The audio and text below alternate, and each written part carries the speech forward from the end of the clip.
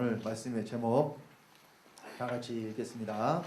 기도는 예수님 이름으로 하는 것이 아니라 내가 예수가 되어 아버지께 구하는 것입니다. 본문 말씀은 요한복음 16장 25절로 28절입니다. 합독하겠습니다. 이것을 비사로 너희에게 일렀거니와 때가 이르면 다시 비사로 너희에게 이르지 않고 아버지에 대한 것을 밝히 이르리라. 그날에 너희가 내 이름으로 구할 것이요 내가 너희를 위하여 아버지께 구하겠다 하는 말이 아니니 이는 너희가 나를 사랑하고 또 나를 하나님께로서 온 줄 믿은 고로 아버지께서 친히 너희를 사랑하심이니라. 내가 아버지께로서 나와서 세상에 왔고 다시 세상을 떠나 아버지께로 가노라 하시니. 오늘 본문 말씀을 보면 예수님께서 아버지에 대한 것을 밝히 이르실 때가 온다고 말씀을 하고 있고, 또 이 아버지에 대한 것을 지금까지는 비밀로 말씀을 하셨다고 되어 있어요. 근데 이제는 이것을 비밀스러운 일로 하지 아니하시고 밝히 이르시겠다고 말씀을 하셨습니다. 그리고 그날이 되면 자 너희가 내 이름으로 구하라 그랬어요. 그런데 너희가 내 이름으로 구하는 것이 내가 너희를 위하여 아버지께 구하겠다는 것이 아니라고 그러잖아요. 예수님이 구해주시겠다는 것이 아니라 이제는 너희가 내 이름으로 구하는데 어떻게 하라는 이야기예요? 직접 아버지께 구하라는 이야기예요. 오늘 기도를 할 때에 물론 저도 과거에 다른 복음 안에서 신앙생활 할 때에 항상 기도 끝에 예수님 이름으로 기도 드렸습니다. 이렇게 그러면서 기도를 마쳤어요. 아마 다들 그렇게 기도를 하셨을 거예요. 그러면 예수님 이름으로 기도한다는 것이 그럼 도대체 뭘 의미하는 것이냐? 사람들이 어떤 생각을 가지고 예수님 이름으로 기도를 하느냐? 예수님이 지금 어디 계신다고 믿고 있냐면 하나님 아버지 오른쪽에 앉아 계신다고 믿고 있어요. 오늘날 기독교인들의 신앙이 어떤 예수를 믿고 있느냐? 하나님 아버지 오른쪽에 앉아 계신 예수를 믿고 있어요. 그러니까 기도를 할 때는 아버지께 한다고 해요.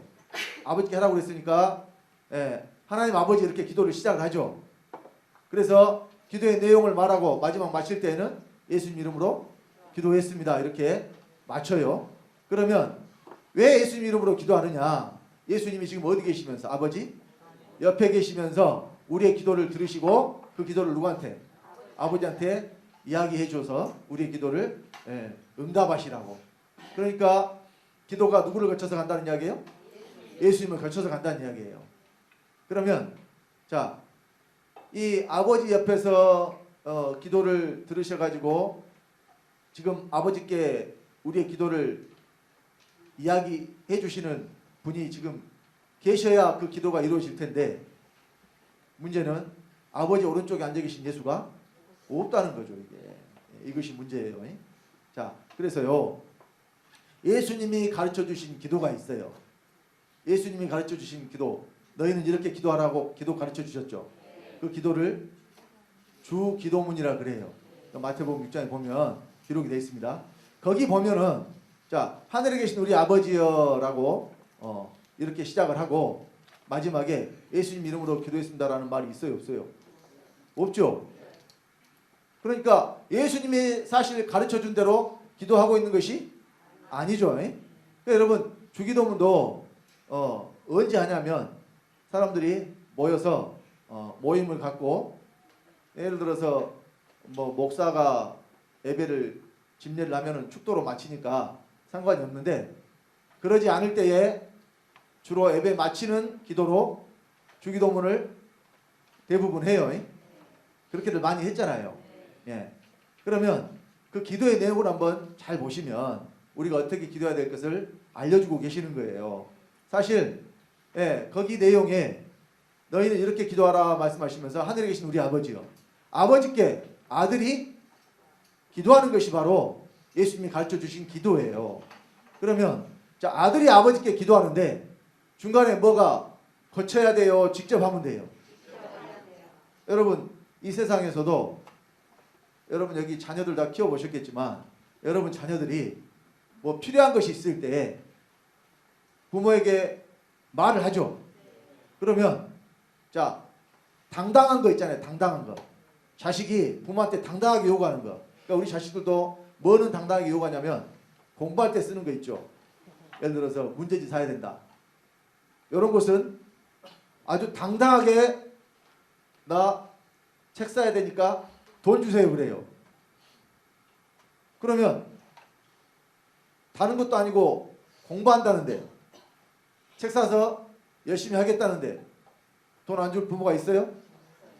없으면 꼬서라도 아마 그것은 사줄 거예요. 특히 우리나라 부모들은 이 교육열이 엄청나잖아요. 그러니까 자기는 못 먹고 못 입어도 자식들한테는 최선을 다해서 하려고 하는 것이 부모의 마음이고, 또 특히나 배움에 있어서는 더 많이 가르치려고 하는 것이 그것이 부모의 마음이에요.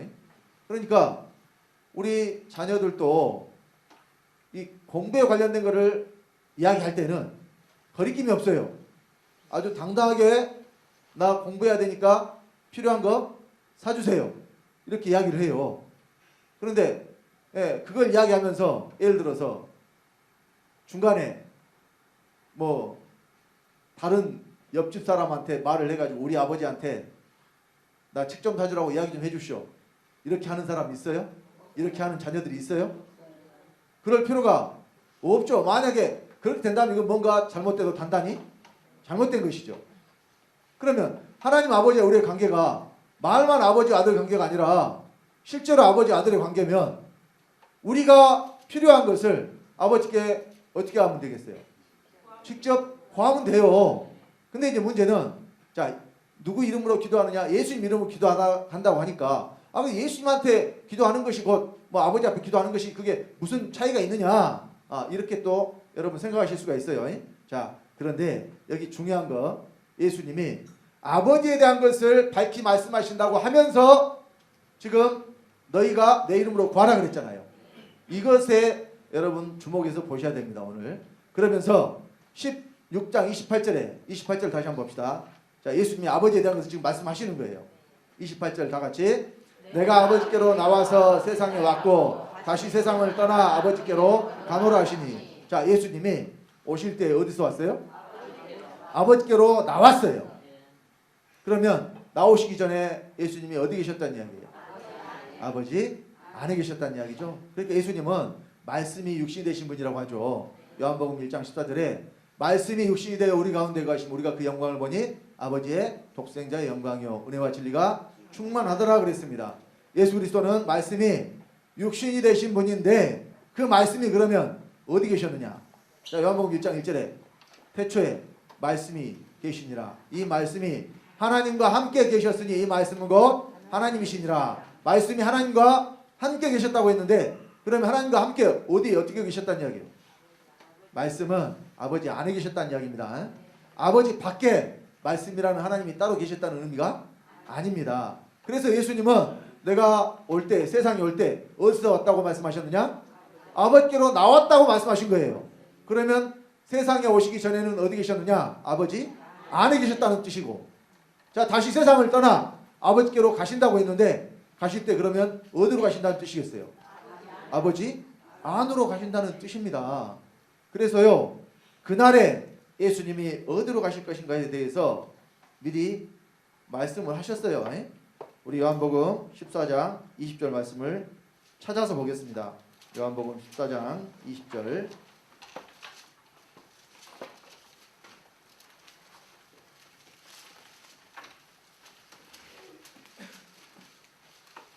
자, 요한복음 14장 20절 찾으셨으면 합독하겠습니다. 그날에는 내가 아버지 안에 너희가 내 안에 내가 너희 안에 있는 것을 너희가 알리라. 그날에는 예수님이 어디로 가신다 그래요? 아버지 안으로 가신다 그랬죠. 아버지 오른쪽으로 가신다 그랬어요? 어디로 가신다 그랬어요? 아버지 안으로 가신다 그랬어요. 곧 다시 말하면 예수님이 이 땅에 육체를 입고 오시기 전의 상태로 다시 가시겠다는 이야기예요. 아버지 안에서 나오신 예수님이 다시 어디로 돌아가신다고요? 아버지 안으로 돌아가신다고요. 그러면 예수님이 아버지 안으로 가셨기 때문에 지금 아들 예수님이 계신다는 이야기 안 계신다는 이야기예요? 아들 예수님이 안 계신다는 이야기예요. 만약에 아들 예수님이 여전히 아들로서 계시면 하나님의 아들들은 하나도 나올 수가 없게 됩니다.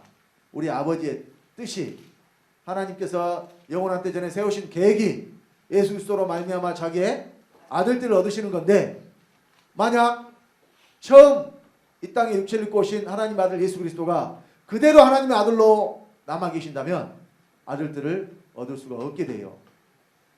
많은 기독교인들이 예배를 드릴 때에 신앙 고백을 사도신경으로 합니다. 우리 교회는 사도신경 안 합니다. 왜 사도신경을 안 하느냐? 사도신경이 잘못됐어요. 잘못된 것을 계속해서 하면서 그걸 신앙 고백으로 하면 구원받을 수 없게 됩니다. 왜 사도신경이 잘못됐느냐? 다른 것도 많지만은 처음 시작부터 잘못됐어요. 전능하사 천지를 만드신 하나님 아버지를 내가 믿사오며 그 외아들 우리 주 예수 그리스도를 믿사오니, 예수 그리스도를 어떤 아들이라고 했어요? 외아들이라고 했어요. 외아들. 그러면 예수가 외아들이면 하나님 아버지 아들은 몇이란 이야기예요? 하나란 이야기죠. 누구만 하나님 아들이란 이야기예요? 예수님만 하나님 아들이란 이야기죠. 그러면 우리가 하나님의 아들이라는 소리예요? 아니라는 소리예요? 믿는 자들이 하나님 아들이 아니라는 소리예요. 예수가 외아들이라고 신앙 고백을 하면 나는 하나님 아들이 아니라는 것과 다를 바가 없다니까요. 성경에, 그렇다면 성경에 예수가 외아들이라는 말씀이 있을까요? 없을까요? 성경에 예수가 외아들이라는 말씀이 없어요. 그러나 예수가 맏아들이라는 말씀은 3군데에 나옵니다. 그러면 성경대로 하자면 예수가 외아들이라는 것이 맞아요? 맏아들이라는 것이 맞아요? 예수님을 처음 마리아가 낳았을 때 구유에 누이신 예수님을 성경은 어떤 아들이라고 그래요? 맏아들이라고 했어요. 맏아들. 그러면 예수님 이후로 예수님의 젖동생들이 있죠. 마리아를 통해서 또 태어난 예수님의 젖동생들이 있는데 그 동생들을 예상을 하고 성경이 맏아들이라고 했을까요? 아닙니다. 예수님이 누구의 맏이 되느냐? 저와 여러분들 믿는 자들의 맏이 되니까 맏아들이라고 하신 거예요. 자, 우리 로마서 이것도 찾겠습니다. 8장 29절 말씀 보겠습니다. 로마서 8장 29절.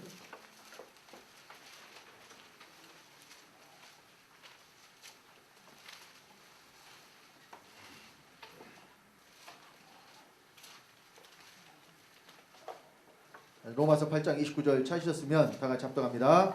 하나님이 미리 아신 자들로 또한 그 아들의 형상을 본받게 하기 위하여 미리 정하셨으니 이는 그로 많은 형제 중에서 맏아들이 되게 하려 하심이니라.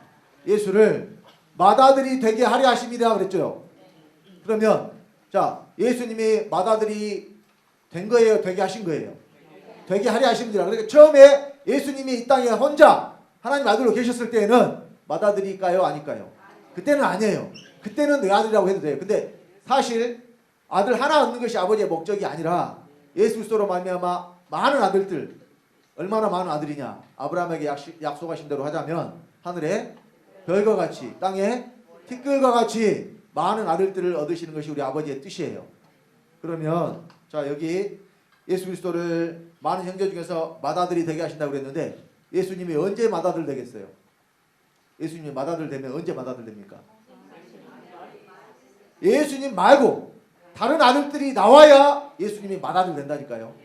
예수님 혼자만 있으면 내 아들이지 맏아들이 아닙니다. 그러면 예수님만 아들이 아니라 믿는 자들도 다 하나님의 아들이 된다는 것인데, 그럼 믿는 자들이 어떻게 아들 되느냐? 아버지와 아들의 관계는 생명의 관계입니다. 예수님도 어떻게 하나님 아들 됐느냐? 생명 받아서 됐어요. 우리 요한복음 5장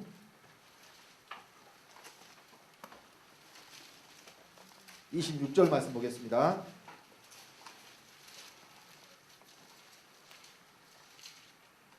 요한복음 5장 26절 합독합니다. 아버지께서 자기 속에 생명이 있음같이 아들에게도 생명을 주어 그 속에 있게 하셨고, 아버지의 생명을 아들 속에 있게 하니까, 곧 아들이 아버지의 생명을 받으니까 아버지와 아들의 관계가 이루어지는 겁니다. 예수님과 아버지의 관계뿐만이 아니라 믿는 저와 여러분들도 뭘 받아서 아들이 되냐? 생명을 받아서 아들이 돼요. 그래서 우리에게 영원한 생명, 곧 영생을 주시겠다고 말씀을 하신 거예요. 그러면 우리가 영생을 언제 얻습니까? 오늘 많은 기독교인들이 영생에 대해서 잘못 알고 있어서 구원은 예수 믿고 이 땅에서 받았는데 영생은 어디 가서 하느냐? 죽어서 천국 가서 한다고 그래요. 그러면 이 땅에서는 영생이 아닌데 어디서 영생이냐? 천국 가서 영생이라는 뜻이죠. 그럼 성경은 그렇게 말씀하고 있을까요? 자, 24절. 좀 전에 우리가 26절 봤죠? 5장 24절을 보겠습니다. 합독합니다. 내가 진실로 진실로 너에게 이르노니 내 말을 듣고 또 나 보내신 이를 믿는 자는 영생을 얻었고 심판에 이르지 아니하나니 사망에서 생명으로 옮겼느니라. 믿는 자는 이미 영생을 얻었다고 하잖아요. 그러니까 영생을 언제 얻어야 되는 것이냐? 믿을 때 얻어야 돼요. 여기서 얻어야 돼요. 여기서. 그러니까 이 영생이 바로 영원히 죽지 않는 것을 말하는 게 아니라 영원하신 아버지의 생명을 영생이라고 합니다. 곧 영생을 얻은 자들이 하나님 아버지의 아들이 되는 겁니다. 그런데 우리가 영생을 얻었다는 것은 뭘 의미하느냐? 바로 예수 그리스도가 믿는 저와 여러분 안에 들어오셨다는 것을 의미합니다. 왜 예수 그리스도가 들어온 것이 영생이냐? 성경이 누가 영생이라고 하느냐? 예수 그리스도가 영생이라고 하거든요. 자, 요한일서 5장 20절 말씀을 또 확인하겠습니다. 요한일서 5장 20절. 제가 왜 일일이 성경을 찾아드리냐면 제가 드리는 말씀이 제 말이 아니고 하나님의 말씀이라는 것을 여러분들로 알게 하기 위해서 그렇게 일부러 찾습니다. 요한일서 5장 20절. 찾으셨으면 합독하겠습니다. 또 아는 것은 하나님의 아들이 이르러 우리에게 지각을 주사 우리로 참된 자를 알게 하신 것과 또한 우리가 참된 자 곧 그의 아들 예수 그리스도 안에 있는 것이니 그는 참 하나님이시오 영생이시라. 누가 영생이에요? 예수가 하나님이고 영생이죠. 그러면 우리가 영생을 얻었다는 것은 예수가 어디 계신다는 이야기예요. 예수가 내 안에 계신다는 이야기예요. 그래서 믿음을 시험하고 확증하라 그러죠. 우리의 믿음을, 여러분 각자 자기의 믿음을 시험하고 확증하라. 확실한 증거를 가지란 이야기입니다. 우리 고린도후서 13장 5절 말씀 또 찾아서 보겠습니다. 아마 고린도후서 13장 5절 말씀은 매 설교 시간마다 계속해서 말씀을 드리는 내용입니다. 고린도후서 13장 5절 찾으셨으면 또 다같이 합독하겠습니다. 너희가 믿음에 있는가 너희 자신을 시험하고 너희 자신을 확증하라. 예수 그리스도께서 너희 안에 계신 줄을 너희가 스스로 알지 못하느냐? 그렇지 않으면 너희가 버리운 자니라. 예수 그리스도가 어디 계신 것을? 너희 안에 계신 것을 스스로 알지 못하면 버리운 자라고 하잖아요. 이것이 바로 우리의 믿음의 확증이라니까요. 예수 그리스도가 하늘에 계신 것이 아니라 어디 계셔야 돼요? 믿는 자 안에 계셔야 돼요. 이 사람이 바로 영생을 얻은 사람입니다. 왜냐? 예수 그리스도가 영생이니까. 그러면 영생은 언제 얻어요? 믿을 때 얻죠. 다시 말해서 믿을 때 예수 그리스도가 어디로 들어오시느냐? 내 안에 들어오셔야 돼요. 그래서 에베소서 3장 17절에 믿음으로 그리스도께서 너희 마음에 계시게 하시고 그랬습니다. 자, 그래서 오늘 주제가 기도는 어떻게 하는 것이냐? 예수님 이름으로 기도했습니다 라고 말하는 것이 기도가 아니라 내가 곧 하나님의 아들 예수가 되어서 아버지께 구하는 것이 기도라고 말씀을 드렸습니다. 오늘 제목이 그렇습니다. 자, 요한복음 16장 23절로 24절 우리가 읽었던 본문 바로 앞에 있는 내용입니다. 뭐라고 말씀하셨는가 확인하겠습니다. 합독합니다. 그날에는 너희가 아무것도 내게 묻지 아니하리라. 내가 진실로 진실로 너희에게 이르노니 너희가 무엇이든지 아버지께 구하는 것을 내 이름으로 주시리라. 지금까지는 너희가 내 이름으로 아무것도 구하지 아니하였으나 구하라 그리하면 받으리니 너희 기쁨이 충만하리라. 여기 아버지께서 너희 구하는 것을 무엇이든지 줘요. 그런데 어떻게 구하면? 내 이름으로. 여기 내 이름은 예수 이름이에요. 우리가 예수 이름으로 아버지께 구하는 것을 아버지가 무엇이든지 줍니다. 근데 지금까지는 너희가 내 이름으로 아무것도 구하지 아니하였으나 왜 그러면 지금까지는 예수 이름으로 구할 수가 없었을까요? 그 예수라는 이름을 우리에게 아직 주신 것이 아니라니까요. 예수라는 이름을 우리에게 줘야 우리가 그 이름으로 아버지께 구할 것인데 아직은 예수라는 이름을 예수님이 우리에게 주실 수가 없었어요.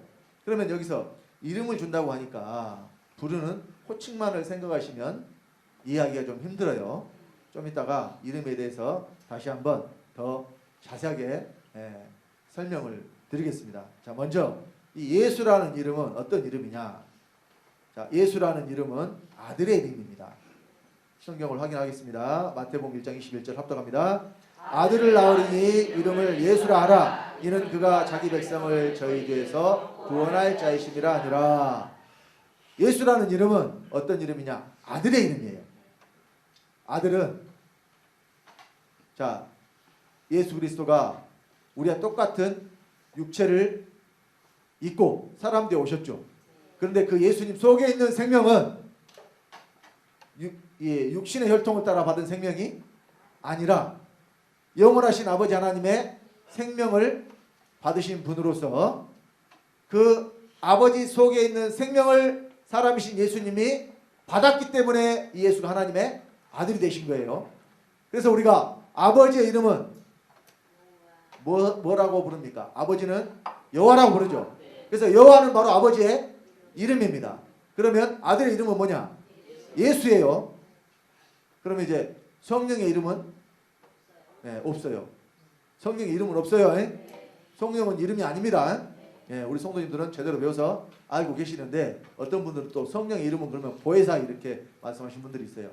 보혜사는 이름이 아니고 하시는 일이에요.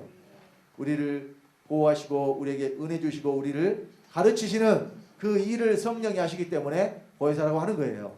그래서 아들의 이름이 있고 아버지의 이름이 있는데 그런데 예수님은 이 자기 이름을 영원히 예수님이 가지고 가신 게 아니란 말입니다. 그 이름을 우리에게 주고 가셨어요. 그러면 이름을 줬다는 것이 뭘 의미하느냐? 단순히 그냥 부르는 호칭을 말하는 게 아니라고 그랬죠. 자, 여기 예수님이 아버지께로 가실 때 어디로 가셨다고 그랬느냐?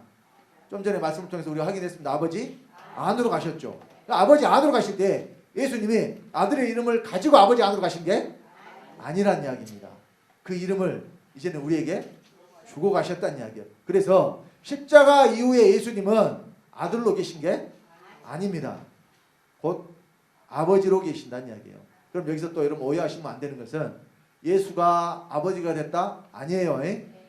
원래 아버지가 계셨어요. 그런데 예수님 어디서 나왔어요? 아버지 안에서 나왔어요. 아버지 안에서 나오니까 그분이 사람이신 예수 그리스도 육체를 입고 이 땅에 오신 분입니다. 근데 그 예수가 십자가에 달려 돌아가셨죠. 그러면 육체와 몸을 어때요? 버리셨어요. 그리고 다시 돌아가실 때에 어디로 가신다고 그랬어요? 아버지 안으로 가신다고 했잖아요. 그것이 바로 요한복음 16장 28절 말씀이에요. 내가 아버지께로 나와서 세상에 왔고 다시 세상을 떠나 아버지께로 가노라 하셨을 때 예수님이 가시면 아버지 안으로 가셨기 때문에 이제 아들이신 예수님은 계시는 거예요? 안 계시는 거예요? 아들이신 예수님은 안 계세요. 그러면 누구만 계시느냐? 이제는 아버지만 계신다니까요. 그래서 요한계시록에 보면 요한계시록 전체가 누구의 계시로 되어 있느냐? 예수 그리스도의 계시로 되어 있어요. 자, 요한복음 1장 1절 다 같이 합독합니다. 요한계시록 1장 1절 다 같이 합독합니다. 예수 그리스도의 계시라. 이는 하나님이 그에게 주사 반드시 속히 될 일을 그 종들에게 보이시려고 그 천사를 그 종 요한에게 보내어 지시하신 것이라. 예수 그리스도의 계시를 천사를 보내서 요한에게 지시하신 것이 요한계시록의 내용입니다. 그러면 요한계시록 1장 8절에는 이렇게 말씀하고 있는데 합독합니다. 주 하나님이 가라사대 나는 알파와 오메가라. 이제도 있고 전에도 있었고 장차 올 자요 전능한 자라 하시더라. 여기 주 하나님이 누구를 의미해요? 이 주 하나님이 여기 주 하나님이 가라사대 그러니까 오늘날 기독교인들은 이 주 하나님은 아버지 이렇게 이야기를 해요. 근데 이분이 아버지 맞는데 예수님과 따로 계신 아버지가 아니라 예수가 아버지 속으로 들어가신 그 아버지라니까요. 그러니까 여기 이 말씀을 하신 분도 사실은 예수 그리스도가 말씀하신 거예요. 그분이 전능한 하나님으로서 지금 내가 장차 올 자다. 근데 나는 이제도 있었고 전에도 있었다. 장차 오실 분이 아버지가 오신다 그래요? 예수 그리스도가 오신다 그래요? 장차 오실 분이 예수 그리스도가 오시는 것이지 아버지가 오시는 게 아니잖아요. 근데 장차 오실 예수 그리스도가 아들로서 말씀하신 거예요? 주 하나님이 가라사대 아버지로서 말씀하신 거예요. 자, 또 요한에게 말씀하실 때 요한계시록 1장 17절로 19절입니다. 여기 요한에게 지금 말씀하실 때 내용도 한번 같이 살펴보겠습니다. 합독합니다. 내가 볼 때에 그 발 앞에 엎드러져 죽은 자같이 되매 그가 오른손을 내게 얹고 가라사대 두려워 말라. 나는 처음이요 나중이니 곧 산자라. 내가 전에 죽었었노라. 볼지어다 이제 세세토록 살아있어 사망과 음부의 열쇠를 가졌노니 그러므로 내 번 것과 이제 있는 일과 장차 될 일을 기록하라. 자, 여기 요한에게 손을 얹고 말씀하신 분이 예수 그리스도라는 것을 우리가 어떻게 알 수 있느냐. 18절의 내용을 보면 바로 알 수 있죠. 곧 산자라. 내가 전에 죽었었노라. 전에 죽으신 분이 누구예요? 아버지는 죽으실 수가 없는 분이죠. 죽었다가 살아나신 분이 누구예요? 예수 그리스도잖아요. 이 예수 그리스도가 지금 여기서 요한에게 손을 얹고 말씀하실 때 아들로서 말씀하신 게 아니라 아버지로서 말씀하신 거라니까요. 그것을 우리가 이제 다음 말씀을 보면 확실하게 알 수가 있습니다. 요한계시록 3장 21절 말씀에 먼저 계시록 3장 21절 다 같이 합독합니다. 이기는 그에게는 내가 내 보좌에 함께 앉게 하여 주기를 내가 이기고 아버지 보좌에 함께 앉은 것과 같이 하리라. 예수님이 이기고 어디 앉으셨느냐? 아버지 보좌에 앉으셨다고 되어 있어요. 그런데 이 아버지 보좌를 예수님이 아버지 보좌라고 그랬어요? 내 보좌라고 그랬어요? 잘 보세요. 상반절에 내가 이기는 자를 내 보좌에 함께 앉게 해준다. 예수님이 앉은 보좌는 지금 아버지 보좌가 아니에요. 누구 보좌예요? 내 보좌예요. 내가 내 보좌에 함께 앉게 해준다고 했으니까. 그런데 예수님이 누구 보좌에 앉았느냐? 아버지 보좌에 앉았어요. 내가 이기고 누구 보좌에 앉았어요? 아버지 보좌에 앉았어요. 그럼 여러분, 하늘의 보좌가 몇 개 있어요? 어떤 사람들은 하늘의 보좌가 3개 있다고 이야기하는 사람들이 있어요.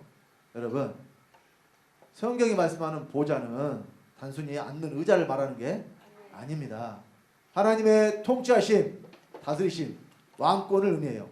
그러면 어떤 나라든지 다스리는 자가 하나예요? 둘 이상이에요? 어떤 나라든지 왕은 하나밖에 없어요. 왕이 둘이 될 수가 없어요. 하나님 나라도 마찬가지예요. 하나님 나라 보좌도 그래서 몇 개 있어요? 하나 있어요. 여러분 성경 창세기부터 요한계시록까지 어디를 봐도 하늘의 보좌가 3개 있다는 말씀이 없어요. 왜? 세 하나님이 계시는 것이 아니니까요. 그래서 예수님이 이기고 누구 보좌에 앉았느냐? 아버지 보좌에 앉으셨다고 했는데 근데 그 보좌가 이제는 누구 보좌예요? 예수님 보좌예요. 예수님이 내 보좌라고 했으니까. 그리고 이제 이 보좌에 앉으신 분이 뭐라고 말씀하시느냐? 요한계시록 21장 5절로 7절 말씀 다 같이 합독합니다. 보좌에 앉으신 이가 가라사대 보라 내가 만물을 새롭게 하노라 하시고 또 가라사대 이 말은 신실하고 참되니 기록하라 하시고 또 내게 말씀하시되 이루었도다. 나는 알파와 오메가요 처음과 나중이라. 내가 생명수 샘물로 목마른 자에게 값없이 주리니 이기는 자는 이것들을 유업으로 얻으리라. 나는 저의 하나님이 되고 그는 내 아들이 되리라. 여기 보좌에 앉으신 분이 아버지라는 것을 알 수 있죠. 왜? 이기는 자에게 너는 내 아들이 된다고 했으니까. 아들이 되면 보좌에 앉으신 분이 아버지가 되신다는 뜻이잖아요. 그러면 이제 예수님이 이기고 보좌에 앉으셨으니까 그분이 아들이에요? 아버지예요? 아버지예요. 아들 예수 그리스도는 그래서 계시지를 않는다니까요. 말씀을 통해서 확인이 됐죠. 그래서 1장에 말씀하신 내용 알파 오메가의 처음과 나중이라. 내가 전에 죽었었노라. 나는 곧 산자다. 이 말씀을 요한에게 손을 얹고 말씀하신 그분과 여기 보호자에 앉으신 분이 말씀하신 내용과 내용이 같아요? 달라요? 똑같죠? 같은 분이 말씀하고 계시니까 똑같은 거예요. 그런데 그분이 누구냐? 바로 아버지시라니까요. 그러니까 이제 부활하신 예수님은 아버지로서 앉아 계시는 거예요. 예수가 아버지가 됐다는 것이 아니고 예수님이 아버지 안으로 가셨다는 이야기예요. 예수님 어디로 가셨어요? 아버지 안으로. 하나님 보좌 오른쪽으로 가신 게 아닙니다. 오늘날 기독교인들이 아버지에 대해서 모르니까 그러니까 예수님이 내가 아버지에 대한 것을 밝히 이르리라 말씀하셨잖아요. 그래서 아버지에 대해서 모르니까 기도도 제대로 하지를 못하는 거예요. 예수님 이름으로 기도하라는 말씀이 성경에 있습니까? 없습니다. 성경대로 하셔야 됩니다. 예수가 외아들이라는 것도 성경에 없다 그랬죠. 예수가 맏아들이라는 말씀은 성경에 있어도 예수가 외아들이라는 말씀은 성경에 없다니까요. 그러니까 외아들이라고 신앙 고백하면 제대로 된 거예요? 잘못된 거예요? 잘못된 거예요. 잘못된 것을 계속 하면서도 2000년 동안 해왔는데 지금까지. 아니 2000년 동안 해왔어도 잘못된 것이면 어떻게 해야 돼요? 갈아엎어야 되죠. 요즘에 뭐 그 싹 다 갈아엎어 주세요 그러면서 뭐 그런 노래를 누가 하더라고요. 아 들어보니까요. 그 뭐 유재석인가 하는 유산슬 그래요. 그 TV에 보니까 뭔 노래인가 했더니 뭐 어느 날 그 가수가 아닌데 나와서 막 노래를 하더라고요. 그러면서 노래 가사가 어떻게 한다고 싹 다 갈아엎어주라고. 그래서 제목이 사랑의 재개발이더만. 재개발하려면 싹 다 갈아엎어야 되니까. 오늘날 기독교인들이 신앙을 싹 다 갈아엎어야 돼요. 제대로 된 것이 하나도 없어요. 하나님을 잘못 알고 믿고 있다니까요. 아무리 전통이라 한들 잘못된 것이면 갈아엎어야 됩니다. 만약에 여러분 지금 우리가 전통이라고 조선시대의 것들을 그대로 가지고 이렇게 산다 그러면 오늘날 우리나라가 세계 제7위의 경제 력을 가진 그런 나라가 될 수도 있었을까요? 7위는 아닌 것 같다. 9위인가? G7에는 못 들어가는데 G12에는 들어가더라고요. 우리나라가. 그러니까 12개 나라가 모이면 들어가는데요. 7개 나라가 모이면 못 들어가더라고요. 그러니까 7위는 아닌 것 같아요. 제가 기사를 봤는데 정확히 지금 생각은 안 나요. 어쨌든 그러나 300 몇 개국 중에서 10% 안에는 들어가는 거잖아요. 지금 5% 안에도 들어가는 거예요. 보니까 우리나라가 어때요? 엄청나게 많이 발전을 했죠. 아니 과거 역사를 보면 여러분 그 부한말의 그 흥선대원군이 어떤 정책을 폈어요? 쇄국 정책. 나라를 딱 그냥 문을 갈아 잠그고 문호를 개방하지 않았는데 그래서 어떻게 됐어요? 결국은. 그래서 일본에게 먹힌 거죠. 일본은 미리 어때요? 서양 문물을 다 받아들여가지고 자기 것으로 만들어버렸잖아요. 우리는 그것이 한참을 늦어져 버렸잖아요. 역사의 교훈입니다. 그러니까 좋은 것은 어때요? 빨리 받아들여야 되죠. 근데 자 이것은 성경에 이미 있는데도 불구하고 잘못 지금까지 알고 전하고 믿었던 것들이라니까요. 외아들이 아닌 예수를 외아들이라고 전하고 한 분이신 하나님을 세 분이라고 전하고 이거 잘못됐으니까 어떻게 하라는 이야기예요? 싹 다 가라? 엎으란 이야기예요. 잘못된 거 믿으면 구원 못 받는다는 이야기예요. 성경이 우리의 믿음을 보증해 줘야 됩니다. 여러분 성경대로 믿으셔야 구원 받는 줄 믿으시기 바랍니다. 사람의 말을 믿지 마시기 바랍니다.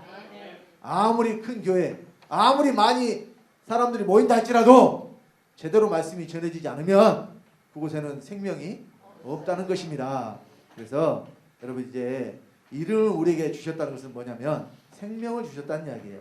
여러분 성경을 보면 이름이 굉장히 중요하게 많이 말씀을 하고 있는 부분들이 있습니다.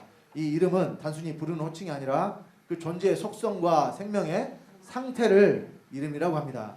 자, 우리가 성경을 보면 이름에 대해서 말씀하신 것들이 있는데 먼저 14만 4천 어떤 사람들이냐? 자, 우리 요한계시록 14장 1절로 5절 말씀 다 같이 합독합시다. 또 내가 보니 보라 어린 양이 시온산에 섰고 그와 함께 14만 4천이 섰는데 그 이마에 어린 양의 이름과 그 아버지의 이름을 쓴 것이 있도다. 내가 하늘에서 나는 소리를 들으니 많은 물소리도 같고 큰 내성도 같은데 내게 들리는 소리는 검은 것 타는 자들의 그 검은 것 타는 것 같더라. 저희가 보좌와 내 생물과 장로들 앞에서 새 노래를 부르니 땅에서 구성함을 얻은 14만 4천인 밖에는 능히 이 노래를 배울 자가 없더라. 이 사람들은 여자로 더불어 더럽히지 정절이 있는 자라. 어린 양이 어디로 인도하든지 따라가는 자며 사람 가운데서 구속을 받아 처음 익은 열매로 하나님과 어린 양에게 속한 자들이니 그 입에 거짓말이 없고 흠이 없는 자들이더라. 어린 양과 함께 시온산에 서 있는 14만 4천이 있는데 그들이 어떤 자들이냐? 어린 양이 어디로 인도하든지 따라가는 자고 사람 가운데서 구속을 받아 처음 익은 열매로 하나님과 어린 양에 속한 자들이다. 여러분 여기 구원이 아니라 구속이라고 그랬죠? 구원과 구속의 차이는 뭐냐면 구원은 아버지의 생명 받은 하나님 아들 된 사람 다 구원 받은 거예요. 그래서 구원은 선물이에요. 에베소서 2장 8절에 너희가 그 은혜를 인하여 구원을 얻었나니 이것이 너희에게서 난 것이 아니라 하나님의 선물이라. 그러면 구속은 뭐냐? 이것은 존재가 바뀌는 겁니다. 이 속자가요, 바뀔 속자예요. 그래서 로마서 8장 23절에 성령의 처음 익은 열매를 받은 우리까지도 속으로 탄식하여 양자 될 것 곧 우리 몸의 구속을 기다리느니라. 거기 구원이라고 하지 않았습니다. 몸의 구속. 여기 13만 4천은 바로 이 구속을 받은 자들이에요. 첫 열매로 구속을 받은 자들. 존재가 완전히 바뀐 자들. 예수 그리스도로 존재가 바뀐 사람들. 그런데 그 사람들의 이마에 뭐가 있어요? 어린 양의 이름과 아버지의 이름. 그러면은 아버지의 이름은 여호와라 그랬죠. 자, 어린 양 예수의 이름은 아들의 이름 예수라 그랬죠. 그럼 그 사람들 이마에 여기 여호와 예수 이렇게 써놨다는 소리예요? 여러분, 이것은 이마는 그 사람을 대표하는 것이고요. 그 사람이 생명의 상태가 하나님으로 예수 그리스도로 존재가 바뀌었다는 것을 의미한다니까요. 여러분, 그래서 우리에게 유업으로 이기는 자들이 유업으로 얻는 것 중에 이름을 주신다고 말씀하신 내용이 있습니다. 우리 요한계시록 2장 17절 합독합시다. 귀 있는 자는 성령이 교회들에게 하시는 말씀을 들을지어다. 이기는 그에게는 내가 감추었던 만나를 주고 또 흰 돌을 줄 터인데 그 돌 위에 새 이름을 기록한 것이 있나니 받는 자밖에는 그 이름을 알 사람이 없느니라. 돌 위에 흰 돌 위에 무엇이 기록이 되어 있냐? 새 이름. 근데 이것은 누구만 알아요? 받는 자만 알아요. 자, 또 요한계시록 3장 12절입니다. 합독하겠습니다. 이기는 자는 내 하나님 성전에 기둥이 되게 하리니 그가 결코 다시 나가지 아니하리라. 내가 하나님의 이름과 하나님의 성 곧 하늘에서 내 하나님께로부터 내려오는 새 예루살렘의 이름과 나의 새 이름을 그 위에 기록하리라. 여기도 하나님의 이름도 또 새 예루살렘의 이름도 나의 새 이름도 그 위에 기록한다 그러죠. 이름이 기록되면 여기서 기록됐다는 것은 새겨졌다는 의미고요. 이것이 사람에게 기록될 때는요, 사람 겉에 기록되는 것을 말하는 게 아닙니다. 어디에 기록된 것을 말하느냐? 사람 속에, 마음에 기록되는 것을 말씀을 하는 거예요. 자, 우리가 고린도후서 3장 3절에 보면요, 고린도후서 3장 3절 찾겠습니다. 여기 어디에 무엇으로 기록된 것을 잘 말씀해 주고 있어요. 고린도후서 3장 3절. 자, 찾으셨으면 합독합니다. 너희는 우리로 말미암아 나타난 그리스도의 편지니 이는 먹으로 쓴 것이 아니요 오직 살아계신 하나님의 영으로 한 것이며 또 돌비에 쓴 것이 아니요 오직 육에 신비에 한 것이라.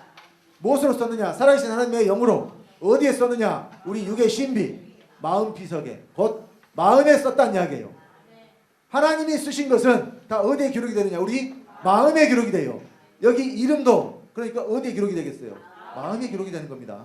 이기는 자는 하나님의 이름과 새 예루살렘 이름과 나의 새 이름을 그 위에 기록하리라. 위에 기록한다니까 뭐 이마에다 써준다는 이야기가 아니라니까요. 자, 그래서요, 여러분 이 이름을요, 하나님의 이름도 여기에 새겨진 것이 아니라 우리 마음에 새겨진 것이라면, 자, 짐승도 이름이 있어요. 마귀도 이름이 있습니다. 우리 계시록 13장 1절에 보면 합독합시다. 내가 보니 바다에서 한 짐승이 나오는데 뿔이 열이요 머리가 7이라. 그 뿔에는 10면류관이 있고 그 머리들에는 참남된 이름들이 있더라. 바다에서 나온 짐승의 머리에 뭐가 있느냐?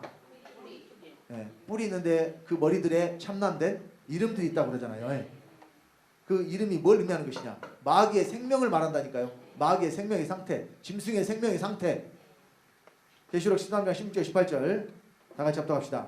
저가 모든 자 곧 작은 자나 큰 자나 부자나 풍성한 자나 자유한 자나 종들로 그 오른손이나 이마에 표를 받게 하고 누구든지 이 표를 가진 자 외에는 매매를 못하게 하니 이 표는 곧 짐승의 이름이나 그 이름의 수라. 지혜가 여기 있으니 총명 있는 자는 그 짐승의 수를 세어보라. 그 수는 사람의 수니 666이니라. 여러분 과거에 666 가지고 얼마나 계시록 이 사람들이 인쇄물로 막 나눠주고 피켓 들고 다니면서 뭐 종말 온다. 666 표 받지 마라. 많이 보셨죠?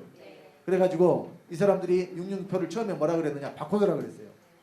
그림 그건 한 번씩 보셨을 거예요. 머리 빡빡 밀어가지고 뒤에다가 바코드 새긴 그런 그림 같은 거 보셨죠? 그게 뭐 영화로도 그런 그 영화가 나온 것 같아요. 머리 그 민머리 된 사람 뒤에 바코드를 새겨가지고요. 그래서 그때 사람들이 다 이 바코드를 받으면 이것이 짐승의 표니까 받지 말아라. 근데 지금은 또 어떻게 되느냐? 이제 지금은 베리칩이라고 아주 조그만 그 칩 안에 모든 정보가 다 들어갈 수 있는 그 칩을 사람 속에 이식할 수가 있어요. 실제로 여러분 이거 사용되고 있습니다. 미국 같은 데는요, 환자들 특히 이제 그 매일 약을 투여해야 되고 그 중증 환자들 같은 경우에 의식이 없는 환자들 같은 경우에 그 칩을 이식을 해놓고 어떤 약을 얼마큼 투여해야 되는지가 자동으로 인식이 되게끔 이렇게 그 센서로, 왜냐하면 본인이 말을 못하고 이렇게 되니까 그걸 가지고 잘못된 이 처치가 이루어지지 않도록 이미 실제로 사용을 하고 있다니까요. 칩에 이식을 해서. 그 여러분 지금 이 신용카드 같은 것도 다 예전에 이렇게 긁어서 센싱하는 그런 것이었는데 지금은 다 칩이, 조그만 칩이 카드에 있어가지고 대기만 하면 어때요? 이제 다 인식이 되죠. 그래서 이 칩을 사람 속에 이식할 수 있는 그런 기술이요, 실제로 쓰고 있고 이런 이미 기술적으로 다 얼마든지 적용을 할 수가 있게 돼 있어요. 그래서 이제 앞으로 이런 칩을 사람들의 몸에 심어가지고, 그러니까 여러분들이 이제 돈을 갖고 다닐 필요가 없는 거예요. 은행에 자기 돈 있는 만큼 체크카드로 내 손목에 여기 오른손이라고 그랬죠. 오른손에 칩을 해가지고 갖다 대면 이제 이것이 다 자기의 그 계좌에서 자동으로 결제가 되고, 그러니까 지갑에 넣고 다니는 것을 어디다 넣었다고 생각하시면 돼요? 손목이다. 이런 시대가 온다는 거예요. 그러니까 이제 그걸 받으면 어떻게 해요? 안 된다는 거예요. 근데 여러분 이제 그거를 받아라 제가 이렇게 말씀드리는 이야기가 아니에요. 그거를 받고 안 받고가 우리의 구원과 아무 상관이 없다는 얘기. 이게 본질에서 벗어난 이야기라는 이야기예요. 이게 물질적인 것이 우리가 생명을 받은 것과 안 받은 것에 무슨 차이가 전혀 될 수가 없다는 이야기예요. 하나님의 생명도 우리가 어디에 받는 것처럼 안에, 마음에 우리 영에 받는 것처럼 마귀의 생명도 어디 있어요? 안에 있어요. 속에. 여기 뭐 이 표를요, 어떤 물질적 것으로 받고 안 받고, 물론 여러분 이 표를 받으면 안 되는 이유가 있어요. 왜냐하면 이것은 여러분 이제 지금 휴대폰 다 가지고 다니시죠. 거기에 GPS가 내장이 돼 있어요. 그러니까 여러분들 그 지도 있잖아요.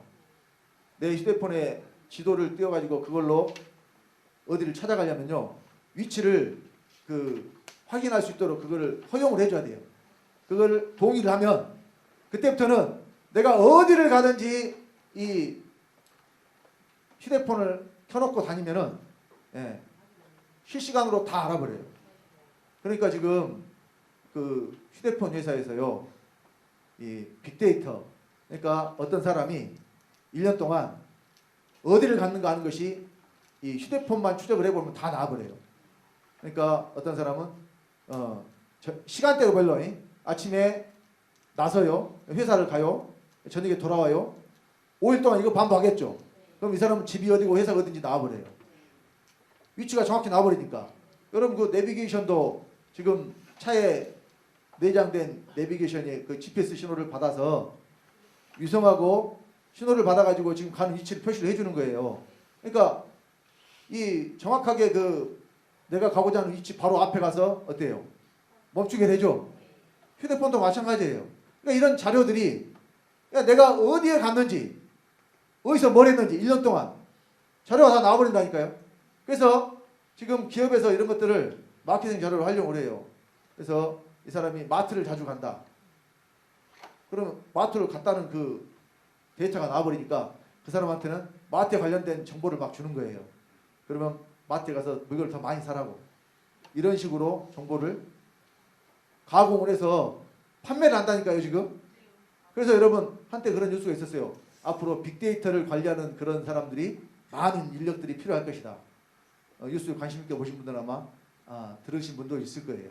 그래서 이게 개인의 어떤 이제 휴대폰은 내가 임대로 끌 수가 있잖아요. 근데 칩을 이식을 해보면 어떻게 돼요? 그게 내 의지하고 상관없이 다 이제 통제 안에 놓여버리게 돼요. 지금도 사실은 이미 그런 사회가 됐어요.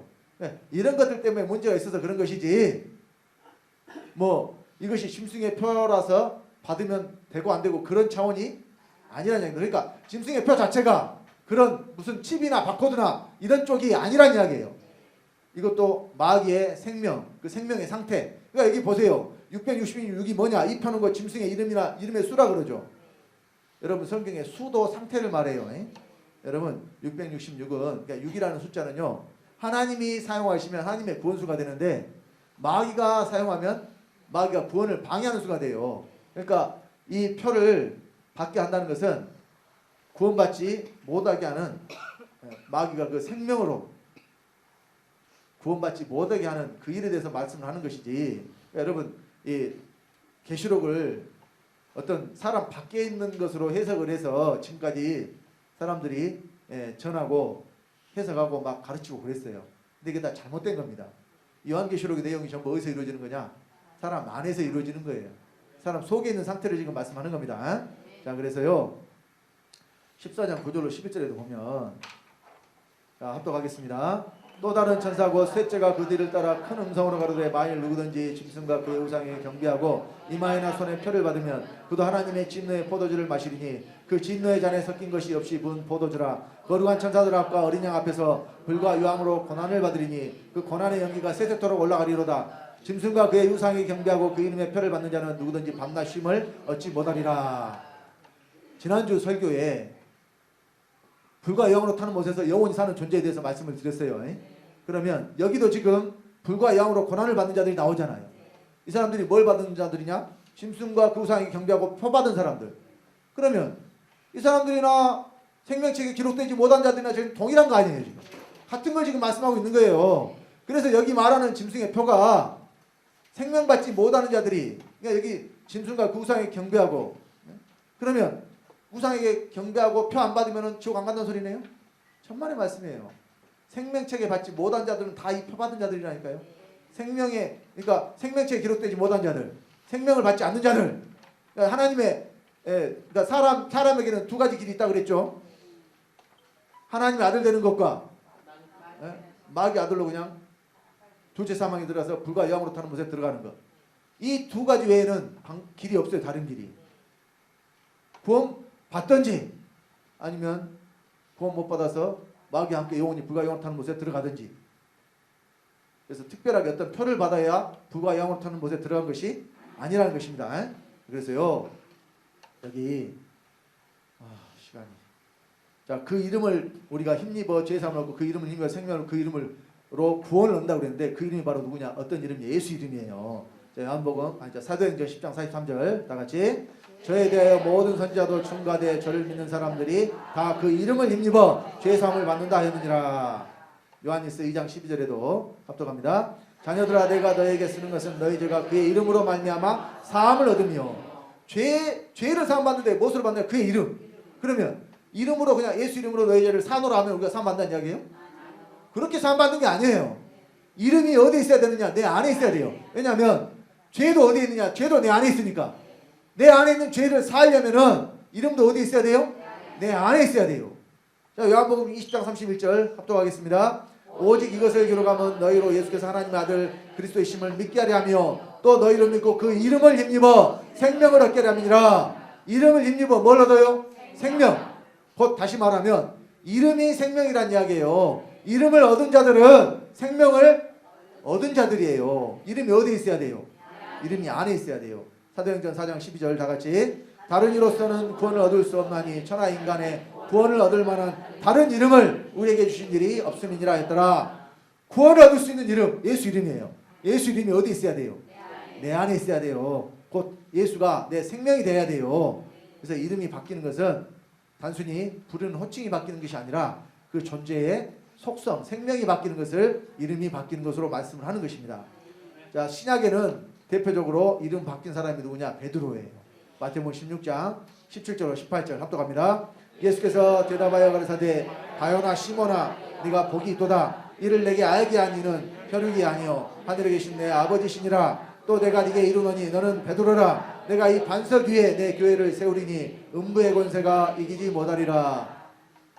이 베드로의 이름이 시몬이었어요. 원래 이름이. 그래서 여기 바요나 시몬아 그랬는데 요한의 아들 시몬이라 그러죠. 그러니까 시몬의 아버지가 요한이었어요. 그러니까 자꾸 요한의 아들 시몬아 이렇게 말씀하시는 거예요. 근데 이 시몬을 예수님이 이름을 베드로로 바꿔주셨다니까요. 그러니까 베드로라는 이름이 뜻이 뭐냐면 반석입니다. 베드로가 반석이 됐어요. 근데 사람이 반석이에요? 여호와 하나님 반석이에요? 또 그리스도가 반석이에요? 사람이 반석이에요? 그리스도가 반석이죠. 그러니까 베드로가 반석이 됐다는 것은 베드로가 그리스도로 존재가 바뀌었다는 것을 의미해요. 자, 또 구약에 이름이 바뀐 사람의 대표 바로 야곱이 이스라엘이 됩니다. 자, 창세기 32장 24절 30절인데 이 내용 다 아시죠? 다 읽지 마시고 27절부터 봅시다. 27절부터 30절까지 봅니다. 다 같이. 그 사람이 그에게 이르되 내 이름이 무엇이냐? 그가 가로되 야곱이니이다. 그 사람이 가로되 네 이름을 다시는 야곱이라 부를 것이 아니요 이스라엘이라 부를 것이니 이는 네가 하나님과 사람으로 더불어 겨루어 이겼음이니라. 야곱이 청하여 가로되 당신의 이름을 구하소서. 그 사람이 가로되 어찌 내 이름을 묻느냐고 거기서 야곱에게 축복한지라. 그러므로 야곱이 그곳 이름을 브니엘이라 했으니 그가 이르기를 내가 하나님과 대면하여 보았으나 내 생명이 보존되었다 하니더라.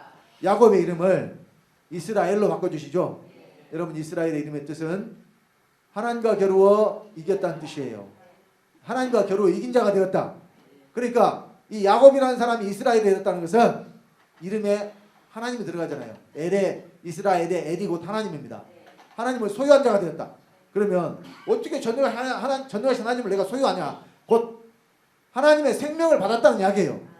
생명을 받은 자들이 이름이 바뀌는 거예요. 존재가 바뀌는 겁니다.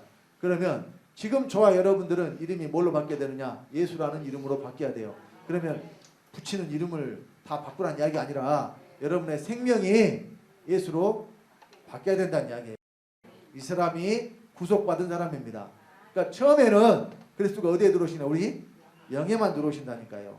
그래서요, 이제 예수로 존재가 바뀐 사람들은, 예수 이름으로 아버지께 구하는 사람들은 뭘 구하느냐? 세상 것 구하지 않아요. 성경대로 먼저 그 나라와 그 의를 구하게 됩니다. 마태복음 6장 31절 34절입니다. 다 같이. 그러므로 염려하여 이르기를 무엇을 먹을까 무엇을 마실까 무엇을 입을까 하지 말라. 이는 다 이방인들이 구하는 것이라. 너희 천부께서 이 모든 것이 너희에게 있어야 할 줄을 아시느니라. 너희는 먼저 그의 나라와 그의 의를 구하라. 그리하면 이 모든 것을 너희에게 더하시리라. 그러므로 내일 일을 위하여 염려하지 말라. 내일 일은 내일 염려할 것이요 한날 괴로움은 그날에 속하니라. 무엇을 먹을까 무엇을 마실까 무엇을 입을까 하는 것은 이방인들이 구하는 거죠. 여기 이방인들은 다른 신을 섬기는 자들, 이방신을 섬기는 자들을 말해요. 근데 하나님을 믿는 자들은 이거 구하라 그래요? 하지 마라 그래요? 왜? 아버지께서 이것이 있어야 될 줄 다 안다고 하잖아요. 여러분 자녀가 밥을 안 먹는데 안 먹어도 어때요? 불러가지고 맨날 먹으라 그러죠. 먹기 식당에도 먹으라 그러죠. 그런데 하물며 하나님 아버지께서 우리가 먹고 입고 마시고 하는 것에 대해서 있어야 될 줄 다 아신다고 했는데 그걸 구하는 것이 기도겠어요? 그러면 난 먹을 것 구한 적 없는데 입을 것 구한 적 없는데 마실 것 구한 적 없는데 여러분 세상 것을 구하는 것이 바로 그런 거예요. 예를 들어서 세상에 좋은 직장 또 좋은 배우자 어떤 좋은 것을 구하는데 세상 것으로 좋은 것을 내가 아버지께 구한다. 여러분 이거 무엇을 먹을까 무엇을 입을까 무엇을 마실까 구하는 거예요. 이거 구하라는 말씀이 성경에 없어요. 이 모든 것은 다 있어야 될 줄 아신다고 그랬고 또 여러분들이 세상 것을 얻으려면 세상 사람과 못지않게 노력하셔야 돼요. 세상에서도. 우리 하나님은요. 비를 의로운 자와 불의한 자에게 해를 이 악한 자와 선한 자에게 다 그냥 똑같이 내려주시는 분이라니까요. 말 안 들은다고 그냥 농사 망하게 하고 이렇게 하시는 분이 아니에요. 세상 것으로는 그렇습니다. 그러니까 여러분들 말씀을 오해하지 마시라니까요. 그래서 우리는 뭘 구해야 되느냐?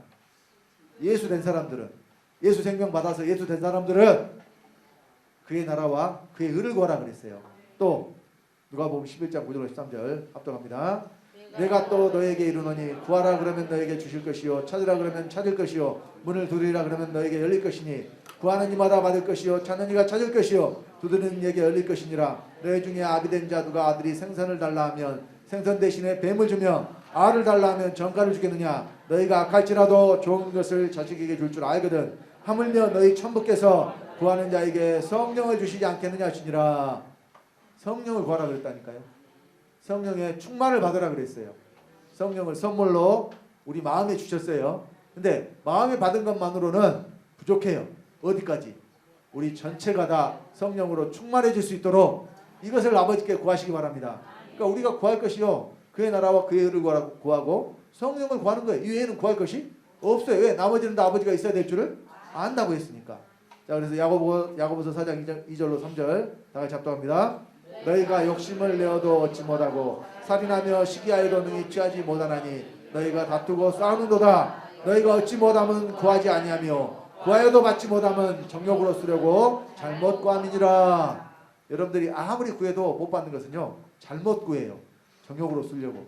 세상 것을 구하니까 못 받는다는 거예요. 그래서 여러분, 아버지의 생명 받아서 예수 그리스도가 내 안에 들어오셨고 그 예수 그리스도가 우리의 생명이시니까 예수를 받은 저와 여러분은, 곧 예수로 존재가 바뀐 저와 여러분은 그의 나라와 그의 의를 구하시고 성령을 구하시는 우리 사랑하는 중학교 성도님들 되시기를 예수 그리스도 이름으로 간절히 축원드립니다.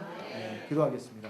아버지 하나님, 주님의 은혜를 감사드립니다. 이 시간 우리가 기도하는 것은 아버지께 예수 이름으로 기도하는 것이 아니라 우리가 예수가 되어서 하나님의 아들로서 아버지께 직접 구하는 것이요, 예수로 존재가 바뀐 아들들은 그의 나라와 그의 의를 구하고 성령을 구하는 것이라고 이 시간 말씀 전했습니다. 우리 사랑하는 중학교 성도님들 한 분도 빠짐없이 이 모든 말씀들의 실제가 되게 하시고 이 땅에서 우리 아버지의 모든 말씀을 이루어드리는 아버지의 거룩한 후사들 되게 부족함이 없도록 아버지의 생명으로 충만하게 채워주시옵소서. 말씀 가운데 함께하신 주님께 감사를 드리며 주 예수님으로 말미암아 주 예수님의 생명을 받고 주 예수가 된 하나님의 아들 주성래 목사가 기도드렸습니다. 아멘. 우리 다 같이